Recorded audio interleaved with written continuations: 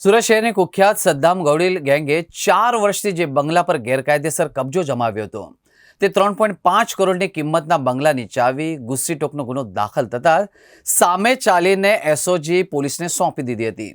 4 વર્ષ બાદ પીડિત ડોક્ટરે પોતાના બંગલામાં પગ મૂક્યો હતો અને બંગલાની ચાવી પોતે પોલીસ કમિશનર અનુપમસિંહ ગેહલોત દ્વારા પીડિત ડોક્ટરને આપવામાં આવી હતી।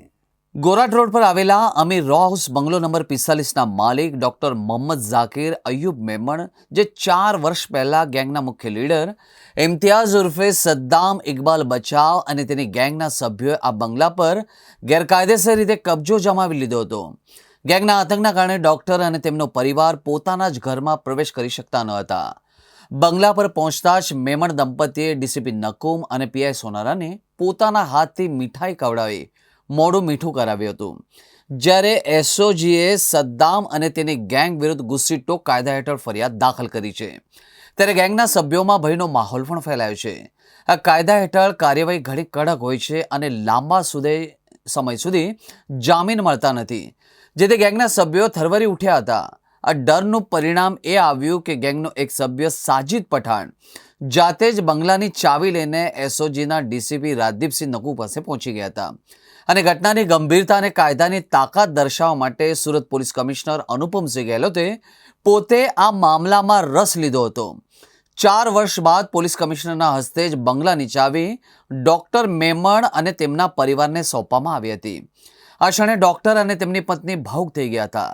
લાંબા સમયથી ચાલી રહેલા સંઘર્ષનો અંત આવતા તેમના ચહેરા પર રાહતની લાગણી સ્પષ્ટ દેખાઈ હતી।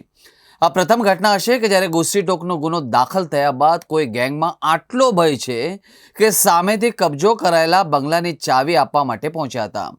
આ ઘટનાએ સંદેશો આપ્યો છે કે કાયદો સર્વોપરી છે અને ગુસ્સીટેક જેવો કડક કાયદો ગુંડા અને માફિયા માટે મોટી મુસીબત બની શકે તેમ છે। આજે મને મળી અને મને બહુ ખુશી છે। આ મકાન બદલ મને એસઓજીના નકુમ સાહેબ, સોનાર સાહેબ ને કમિશનર સાહેબ અનુપમસિંહ ગેહલોતે અમને બહુ મદદ કરીને આજે અમે સફળ થયા।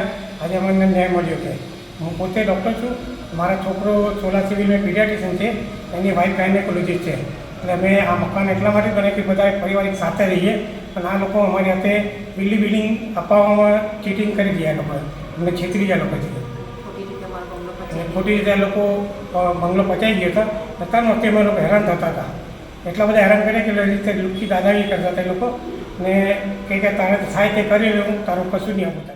આરોપી જે છે સદ્દામ ગુડીલ ગેંગનો ઇમ્તિયાજ સદ્દામ અને ઉમર પિલ્લા જે છે એને જો ડૉક્ટર ઝાકીરનું જે ઘર છે એ પચાવી પાડેલું 3 વર્ષ પહેલાં એને 10 કરોડનું એક બિલ્ડિંગ બતાવીને એમાં રોકાણ કરવાનું છે એમ કહી અને 3.70 કરોડના પોતાના બંગલાની જે છે એ રકમ ઉપજશે એવું કહી અને 370 પહેલાં બિલ્ડિંગમાં જમા થઈ ગયા। એ રીતે એનું ઘર જે છે ખોટા કબજા રસીદથી પડાવી લીધેલું। 3-4 વર્ષથી પોલીસના ધક્કા ખાતો હતો। ત્યારબાદ ઇમ્તિયાજ સદ્દામ ગેંગ વિરુદ્ધમાં ટોટલ અત્યારે 7 અને અગાઉના 13 એમ ટોટલ 13 ગુનાઓ દાખલ થયા છે। ગુસ્સીટોક પણ દાખલ થતાં સજ્જાદ કાપડિયા કરીને જે જુગારી છે જેણે આ ઘર ઉપર કબજો કરેલો હતો તે ત્યાંથી ઘર મૂકીને ભાગી ગયો અને જે ચાવી છે ઘરની એ એસઓજીમાં આવીને એણે જમા કરાવી દીધી અને કીધું કે ડૉક્ટર ઝાકીર હુસેનને આ પરત કરવામાં આવે। ત્યારબાદ માનનીય પોલીસ કમિશનર શ્રીના હસ્તે આ ડૉક્ટર ઝાકીર હુસેનને જે છે પોતાના ઘરની ચાવી સુપ્રત કરવામાં આવી છે।